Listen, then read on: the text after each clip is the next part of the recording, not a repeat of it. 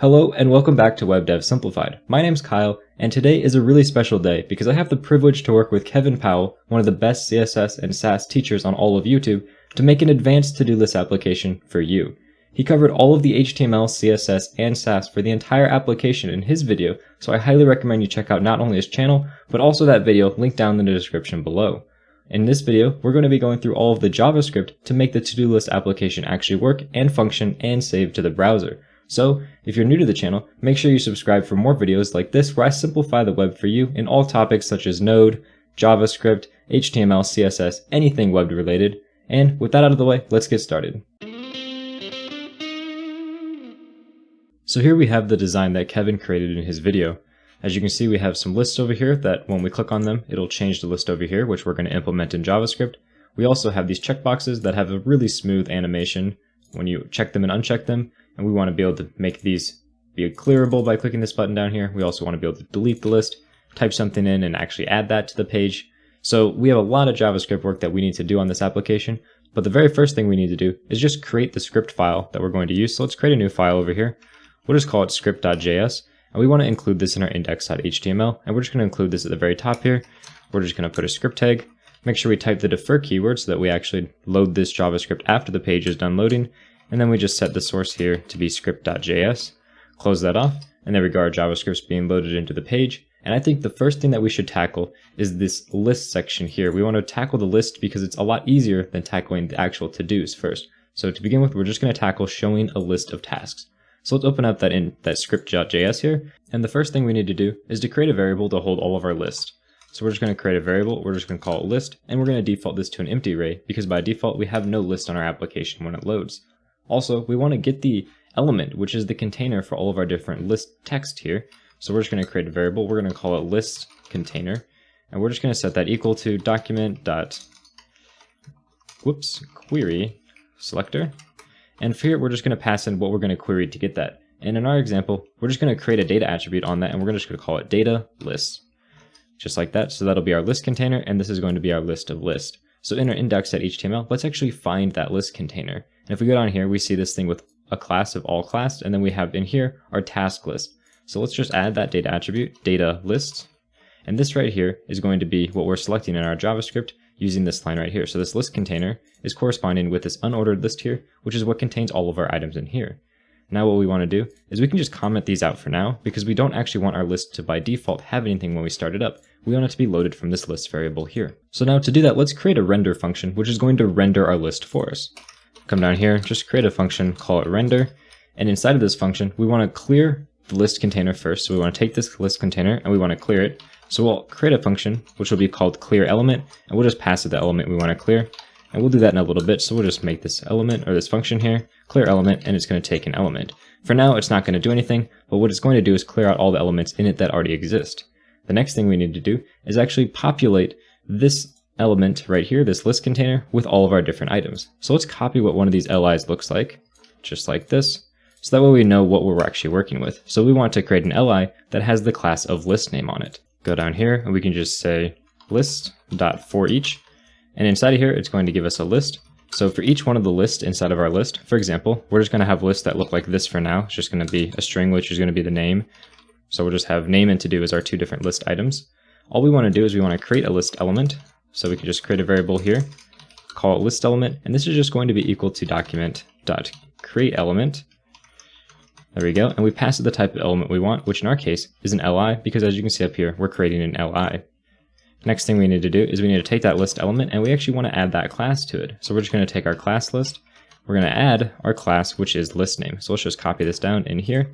And there we go. Now class is set, our element is set. The last thing we actually have to set is the name of our actual element, so the text inside of it. And we can use a property called inner text to set that.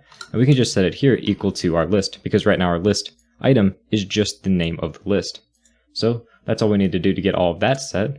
Next thing we want to do is actually make sure we append this to our list container. So we can just come in here, we can take our list container, we can just say append child, which is going to add a child to the end of it, and we can just append that list element. Now we can remove this LI because we don't actually need that JavaScript. Now the last thing we have to do is actually call that function. So let's do that all the way at the bottom of our page. We're just going to call render. just like this. And now if we save it, you see those two lists are being shown up inside of our container here, which is perfect. We just need to implement this clear element because if, for example, we go in here and uncomment all these again and save, those are still in there. And we want to make sure everything in here is deleted every time we call render. So in order to do that, this clear element is actually really straightforward. We just want to set up a while loop, and in here, we're going to check to see if the element has a first child. So we can just call while element.firstChild, child. So this is saying if the element has a first child, let's remove it. So we'll say element.remove child, and we just want to call it on element.firstChild. So this is going to remove all the children of the element, and now when we save this, you'll see that all those existing elements are removed, and it only adds our new ones. Now we can come in here, recomment this back out because we don't want these to be in our HTML by default anyway. And there we go, our lists are actually populating correctly. But as you can see over here, there's this active list class that we want to add to whichever list is selected. And right now, we have no way to represent what list is selected. So we actually need to use IDs and objects to do that. So instead of using just names here, let's change this to an object. And this object, for example, is going to have properties of ID. And this ID is going to correspond with some ID. We'll just say 1 by default.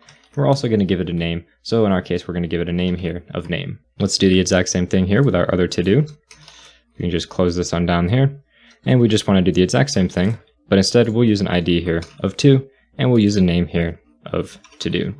If we save that, you now see that we're getting objects here because this list is actually an object. So what we need to use is we need to use list.name here instead of just the list, and that'll actually print out the name for us. So now, as you remember, we added these IDs here, and the reason we're adding these IDs is down here. What we want to do on our list element, we want to take our list element, and we actually want to add a data attribute. So we're just going to say dataset.list ID, and we want to set that equal to our list.id.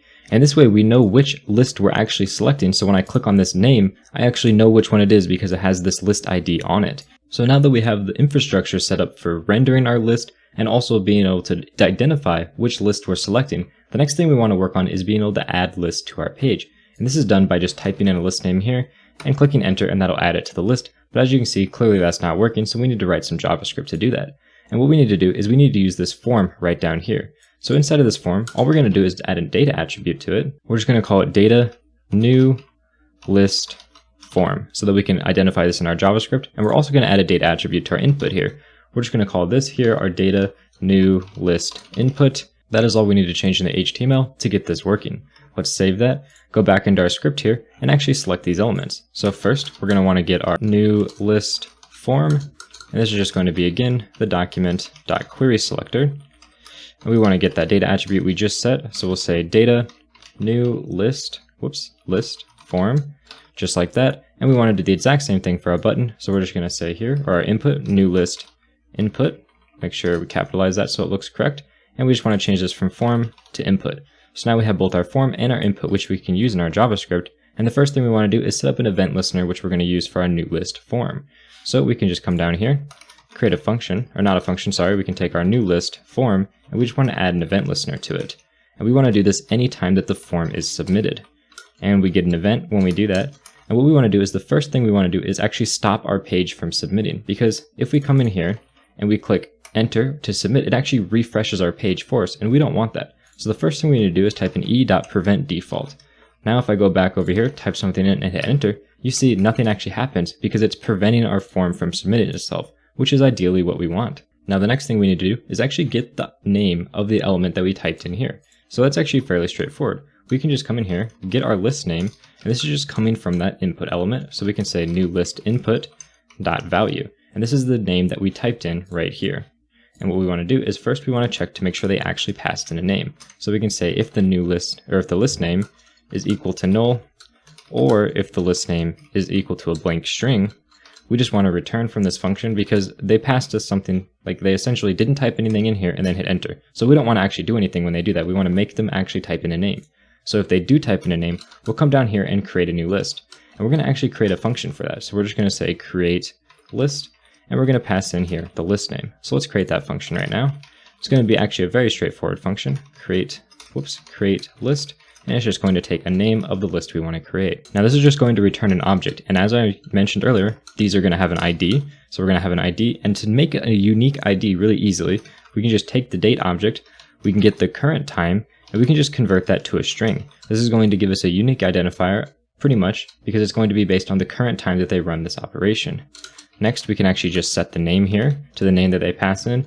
And also, these lists are eventually going to have a list of tasks that are associated with them, so we can just set that to an empty array, because by default they're not going to have any tasks. Now the last thing we need to do is make sure we return this object, so we can just type return in over here, and now it's actually giving us a list right here that's brand new with the name that we typed in for the input.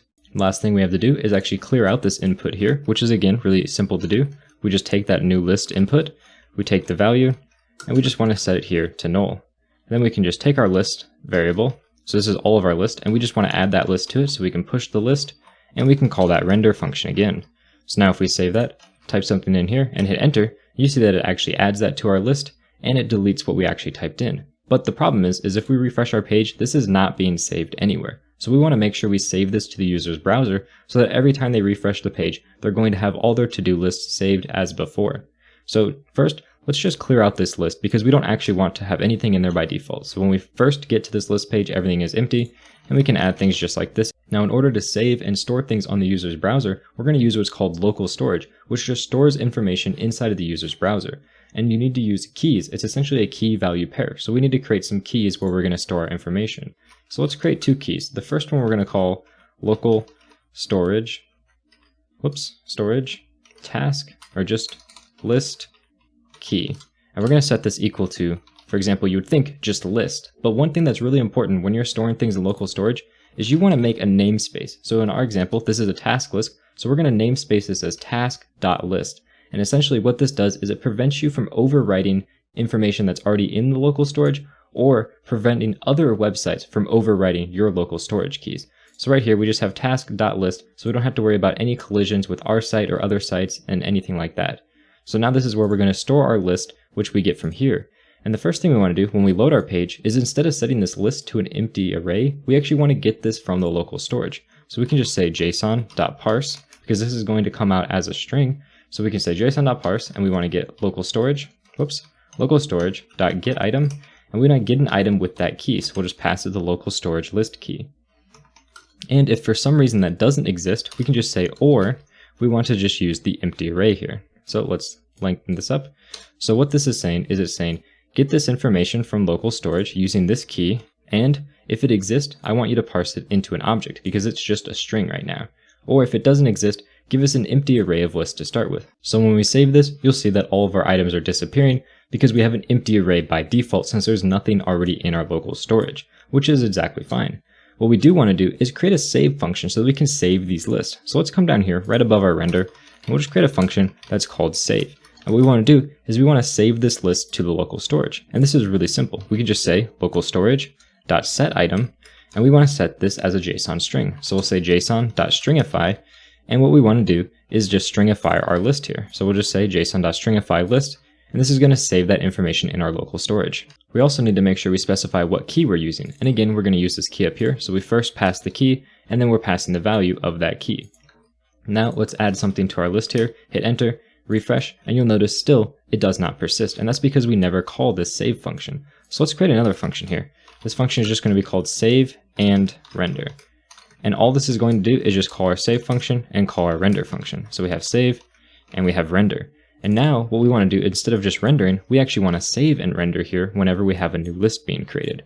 And now we can save our page, type in a new list name, hit enter, and now when we refresh, you'll see that this list name is being persisted because it's in our local storage. And we can keep adding new ones, hit enter, and refresh, and those are always going to be there for us, and it's pulling it in right here as soon as our page loads. The next step that we have is to actually be able to select these lists because, as I mentioned earlier, selecting them doesn't do anything.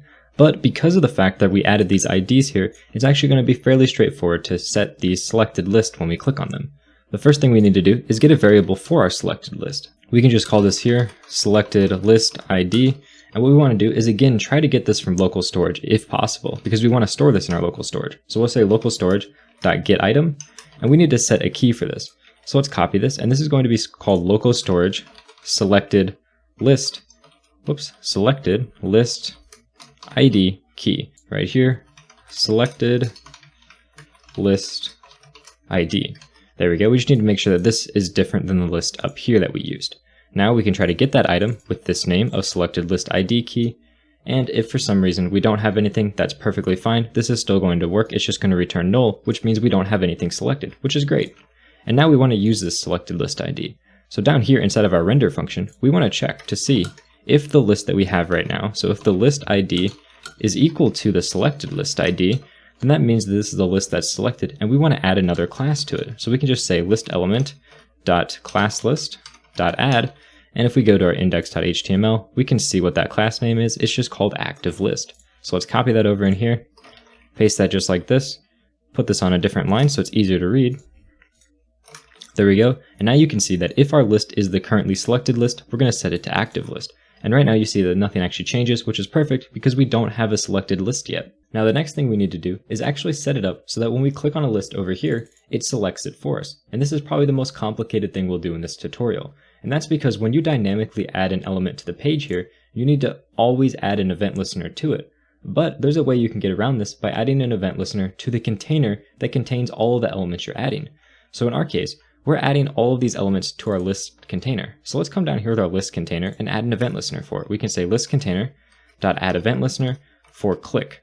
So now every single time that we actually click on any of the things inside of our list container, it's going to fire a click event for them. And in our case, we only want to get our click event listener when we have an li element. So we can actually check this. We can say if e.target, and this is the element that's been clicked, and we want to check if the tag name, and we want to convert it to lowercase. So if the tag name dot to lowercase is equal to li, so essentially if we clicked on an li element, which in our case is one of these list elements, then we want to actually run the code in here. And all we want to do is set our selected list. So we can say our selected list ID is equal to e.target, again, the thing that we've selected, and we want to go to the data set and get that list ID that we set down here earlier, where we said dataset.listID is the list.id. So essentially we're just telling it which ID we are selecting. And then we can call save and render, which is going to save our page and re-render everything.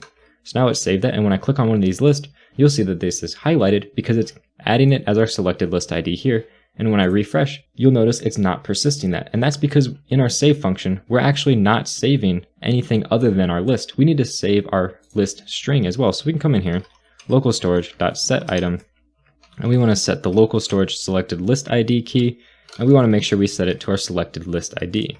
Now if I save that, select something, and refresh, you see that persist through, and it remembers I selected that. I could select something else, refresh, and again it's going to remember that we selected that.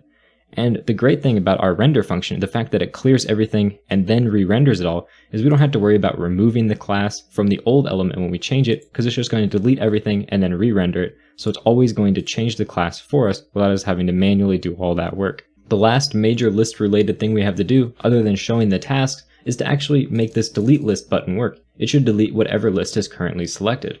So back in our index.html, we can scroll down until we find that delete button. It's all the way at the bottom here, button delete. And we want to make sure that we add here an attribute, a data attribute, which is going to allow us to select it in our JavaScript. So we're just going to call this one data delete list button, just like that. And we can copy that so we can paste it into our JavaScript. Whoops. Scroll up all the way to the top and make sure we select a new element here. We're going to call this one delete list button and set it equal to document.querySelector. And we want to just query select on that data attribute that we just set of delete list button. Make sure we actually capitalize this. Here we go. And now we just need to add an event listener. So we can just scroll down here a little ways, add our event listener.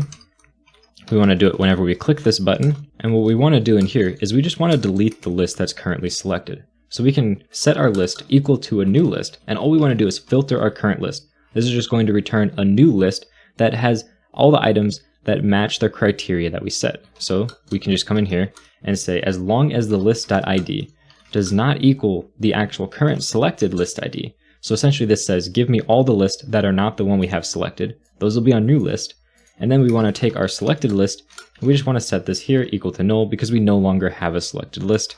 And of course, the last thing we need to do is call that save and render function so we can re-render our entire page. Now if we refresh and click delete list, you'll see it removed that list and unselected it. And now we can select the new list, delete that, and if we refresh, you see it persist those change. So let's add a new list. We're just going to call 1, 2, 3, Make sure it saves when we refresh, just like that, perfect. And now we need to actually go on to the harder part of the application, which is working on getting all of the tasks to render properly. So in order to do this, we're going to need to be able to select a lot of elements inside of our JavaScript. So let's go into our index.html here and look at how our tasks are currently arranged. The first thing we see here is this container, this to-do list, is what contains all of the information over here. It's this big round box that has everything. So we want to be able to select this. We're going to call our list display container. And then here we have our title as well as how many tasks are remaining. We again are going to need to be able to change these in our JavaScript. So let's make sure we select them as the list title. And down here, we're going to have the list count. There we go. Now in here, this tasks div, this is what actually contains all of the individual tasks, as you can see here by this task class. So we need to again be able to select this. We're just going to call this tasks. That should be enough information to get us started on what we need to do to render the list over here. Let's go back into our script.js and actually select these elements. So we have our const here, and the very first thing we want to get is this whole container. So we can just say list display container. We're going to set that equal to document.querySelector. And again, our data attribute here is going to be, data list display container. There we go, close that off. And again, we need to be able to select the actual title here as well as the count. So let's create variables for that. Here we're going to have the list title element, which is just a document.querySelector. And we want to make sure we use that data attribute, which was data list title. And let's copy this down. We're going to do the exact same thing, but for the count instead of the title. So we'll change this to count, just like that. And the last thing we added a data attribute for was the container that held these to-dos. We can just say const tasks container is going to be equal to document.querySelector, and we want to do it on the data tasks. Tasks, just like that. So now from here, what we want to do is we want to change our render function to populate these containers with the proper information. So let's go down to our render function, and let's actually move this list out into its own function. We'll just call it a function here, which we're just going to call render list.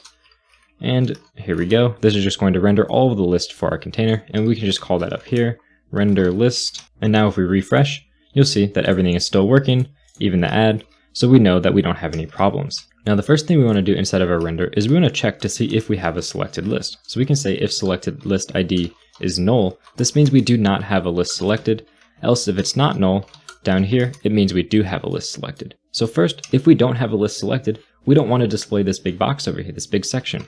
So we can say our list display container dot style. This is going to allow us to style it. We can say we want to style the display element, and we want to set it equal to none here. So if we don't have any selected list, we'll display nothing. So now if we click delete, this entire section is going to disappear because we have no selected list right now.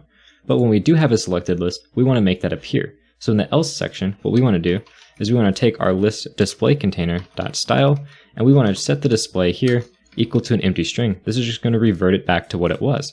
Now if we save this, you see that it shows back up because we have a selected list. Again, if we delete it, it goes away, and when we click on it, it shows back up. Also, we want to change this section up here as well as this tasks remaining. So what we want to do is we can come in here, we can get our list title element. We want to change the inner text, and we just want to set that here equal to our selected list, which we don't actually have. So let's create a variable for that. We're just going to say const selected list is equal to list.filter or .find, sorry. And we have each of our list. So we want to find the list that has the ID of our selected list. So we'll say list.id is equal to selected list ID. So this essentially means this is our selected list, and what we want to do is take our selected list.name, and we want to set that to the name of our title. And if we save that, you see it says 1, we select 2, and it's going to say 2 up here. So the next thing we need to do is set our tasks remaining. To do that, that's actually fairly simple, but we're going to create a function for it. So we're just going to say render task count, and we're going to pass in here the list that is currently selected so we know which one we have to get the task count from. So let's create that function right here, render task count, and this is going to take in a selected list. And inside of here, what we want to do is we want to get the number of incomplete tasks, because here we can select a task and we can unselect the task just like this. So these tasks are going to be marked as completed. So our tasks are actually going to look a little bit like this. Let's see where we did it. In here, we're going to have an object, and this object is going to have an ID, which is going to be our task ID, for example, 1. And inside of here, it's also going to have a name, which is going to be whatever the name. And then it's going to have, lastly, a completed flag. And this is just if we've completed it or not, so true would mean it's checked, and false would mean it's not checked. Let's actually use the word complete here, because I think it makes a little bit more sense. So this is what our IDs and everything are going to look like for each task. So with that in mind, let's scroll back down here where we're rendering our task list, just like here at task count. And what we want to do is we want to get all of the incomplete tasks, because this is only going to show the number of incomplete tasks. So we're going to create a variable here, which is called complete tasks, just like that. Make sure we capitalize that T. This is going to be equal to our selected list dot tasks, and we want to filter this list of tasks. So it's going to take in a task here, and what we want to do is we want to get only the tasks that are not complete.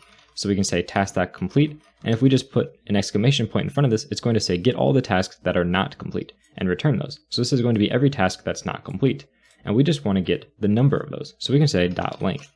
So we can actually change this to incomplete task count. This is just going to be how many tasks we have not completed. Next thing we want to do is convert that to a string. So we're going to say task string, and this here is going to be equal to if we have any incomplete tasks. So it says say if incomplete task count is equal to 1, what we want to do is we want to use the word task. So just like this, we'll say task. But if it's not equal to 1, we want to return the word tasks. This is just going to allow it to be pluralized, so it'll say 1 task complete, or it'll say 2 tasks complete, depending on how many are incomplete here. And what this is it's just a compact if-else. What it's saying is anything after the question mark and before the semicolon is what happens if this is true beforehand, and everything after the semicolon is what happens if it's false. So now we just want to combine that, so we can say our list count element, we want to set here the inner text, and we can do that using string interpolation, which is a backtick. Anything in these backticks, we can actually set variables using $, curly brace, and everything in here is a variable. So for example, we can print out our incomplete task count. We can also come in here, use the same thing to complete our task string, and then lastly, we just have the text remaining. If I can actually spell properly, there we go. And if we save this, you'll see it says 0 tasks remaining, and that's because by default, up here, when we create these elements, we're creating them with no tasks. These tasks being shown here are already in the HTML. One of the next things that we're going to work on is actually making sure we render these tasks in here properly. And to do that is actually fairly straightforward. It's going to be almost exactly the same as the way we rendered our list. So let's go back up here in our render function. And the first thing we want to do is we want to clear our element, which is going to be all of our tasks. So this is going to be our tasks container. And if we save this, immediately you see all of our tasks are gone because we cleared them. The next step is actually to render them. So we're just going to say render tasks. And in here, again, we're going to need to have the selected list. So let's get started on that function. We can just come down here. We can say function render tasks. And this is going to take our selected list. And inside of here, the first thing we need to do is actually loop through all of our list tasks. So we can say selected list.tasks.for each. And we want to do this for every single task. So everything inside of this code is going to run for every single one of the tasks that we have. And if we look in our index.html, you can see our tasks are actually fairly complex. Creating this in JavaScript alone is going to be very difficult to do. So what I would recommend doing is actually using what's called a template. If we just copy one of these tasks, we can just remove it here, scroll all the way down to the bottom of our page right before the end of the body, and we want to use what's called a template tag. And this template tag allows us to put HTML inside of it that doesn't actually get rendered to the page, but we can access in the JavaScript. So for example, let's put inside of this task here. So we have the template for our entire task, and we just want to give this template an ID so we can select it. In here, we'll just say ID, task, template, just like that. So now we can actually clone this template and paste it in for every single one of our tasks. We just want to make sure we completely remove this information that corresponds to the specific task. We also want to remove this for and this ID here because these are all individual to that specific task, and we want to make this as generic as possible. So there we go. This is a completely generic task template that we can now use in our JavaScript. Let's go back over to our script in here, and let's make sure that we pull that object in. So we can just say here, we want our task template. And this is going to be equal to document.getElement by ID, and we just called that task template, I believe. Let's make sure that's correct. Task template, there we go. Yep, so this is our template for our task right here. And if we go down to render our task, we can actually get this template pretty easily. All we need to do is here is we can say task element is going to be equal to document.import node. Just like this, and this essentially is going to let us clone our task. So we can say task template.content. Content. This is essentially all of the content inside of our task, and we just want to pass true because we want to actually get everything inside of it. If we don't pass true, it's only going to render the topmost, which is just this div, but nothing inside of this div. So with true, it's going to render everything inside of this template and not just the top level element. And this task element now contains all of this information inside of it. This makes it really easy for us to duplicate this without writing it all by hand in JavaScript. Now the next thing we need to do is actually go through all of our elements here. So we can just say we want to check our checkbox. So we can say our checkbox is going to be equal to task element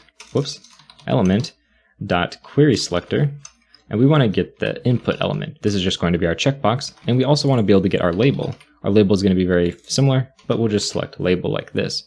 And the first thing we want to do is we want to set the ID for our checkbox. So we'll say checkbox ID is going to be equal to task.id, and we want to set if the checkbox is checked. So we'll say checkbox, checked is going to be equal to task.complete. Complete, just like that. So this will check our checkbox for all of our complete tasks, but it'll leave the incomplete ones unchecked. Next, we want to go down to our label, and we want to set that for that we removed, which in JavaScript we need to use HTML for, and we can just set that equal to the task ID. Then we can take our label, label, and we want to append our task.name. This is just going to make our name show up in that place right here where we removed our name from earlier. Now the very last thing we need to do is just take that task element and append it to our task container. So we'll say task container.append child of task element. There we go. Now we can actually test this by coming up here, and by default, let's add a specific task to our container. So we're just going to say our ID is going to be equal to some string. We're going to have a name, which is just test, and we want to set it complete equal to false. Now if we save that and add a new list, type this in and select it, you should see that we have one task here, which is perfect, that it's set to incomplete.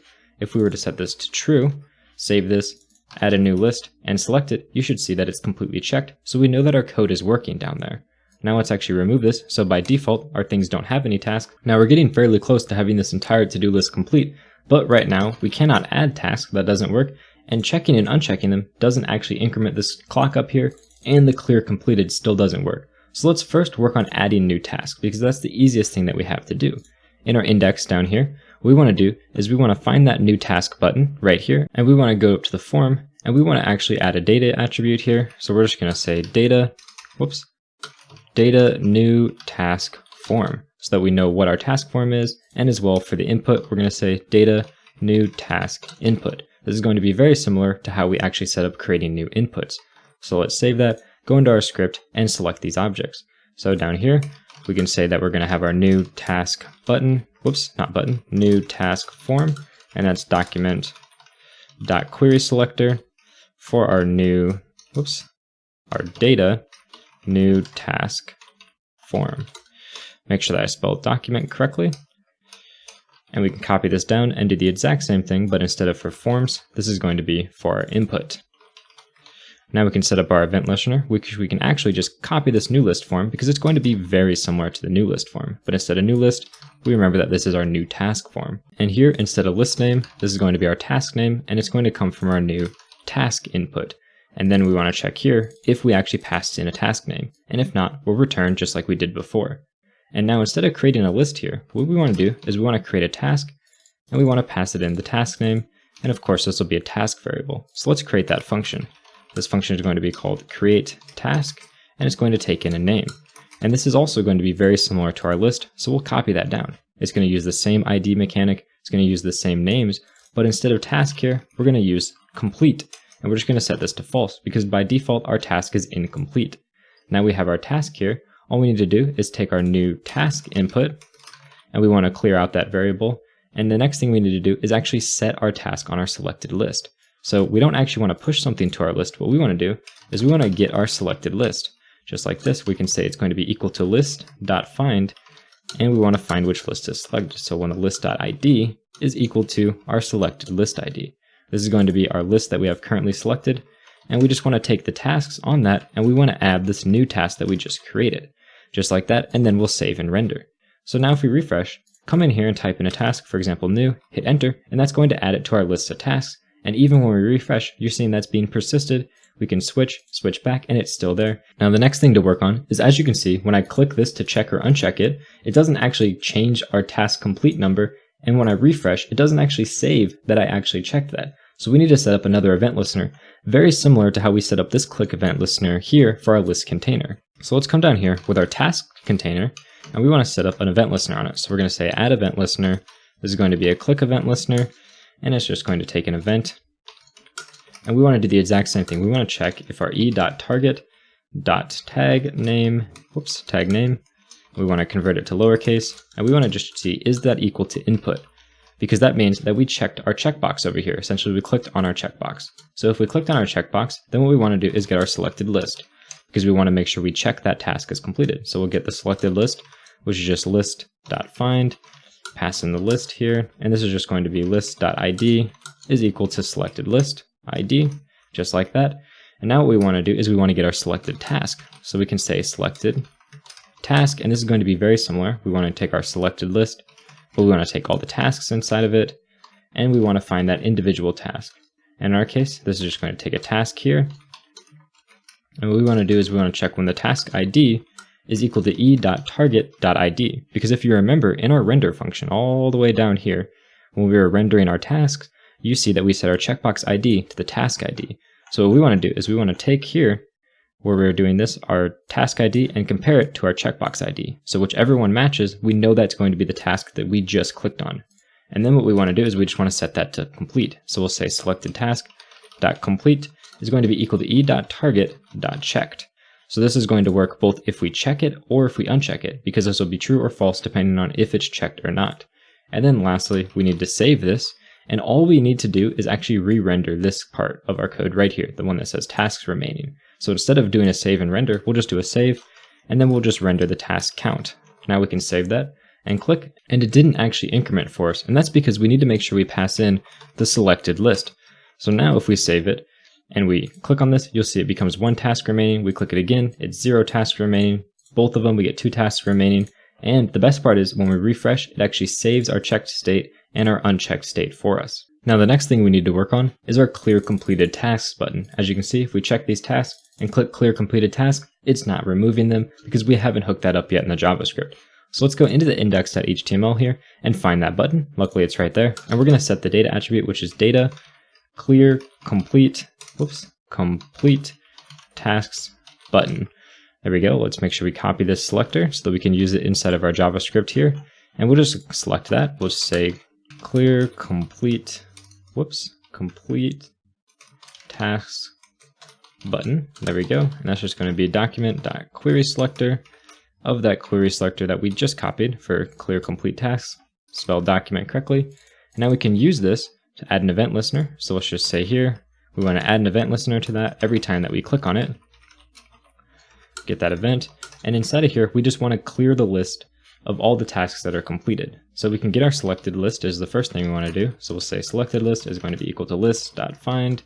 We want to get the list, and we want to get it where the list.id is equal to selected list ID. There we go. We have our selected list, and we want to take our selected list and we want to set the tasks variable. We essentially want to overwrite it, and we want to overwrite it using the selected list tasks, and we want to filter this. So we're going to filter it on our tasks, and we're essentially going to say all the tasks that are not complete is the ones that we want to keep. So we're going to set the task list to all of the tasks here which are not complete. And all we need to do after that is call save and render. Now if we save that, you'll notice we have an error, and that's because I forgot a comma here. Again, save it, refresh, everything's working, and let's click clear completed task. You'll see it removes that test, says we have 1 task remaining, and if we refresh, it stays gone. You will notice there's a little flicker when we refresh, and that's because in our index.html, we still have all these old tasks in here. Let's delete these now. So we can delete all these old tasks that we no longer need. This task should be completely empty when we load our HTML page. Also, same thing with this commented out code. We no longer need this. This task list here should be completely empty when we load the page. Now if we save, we don't get that flicker as much anymore. And now all of our information is working. Again, if we select this, clear completed, now we're all the way down to 0 tasks. We can add another task just like this, add another one, and so on. Delete the list if we need to. Everything in this application is working. And we're done. That's the advanced to-do list application for you. If you enjoyed this video, please make sure to check out my other videos, which are going to be linked over here, and subscribe to the channel for more videos of me simplifying the web. Thank you very much for watching, and have a good day.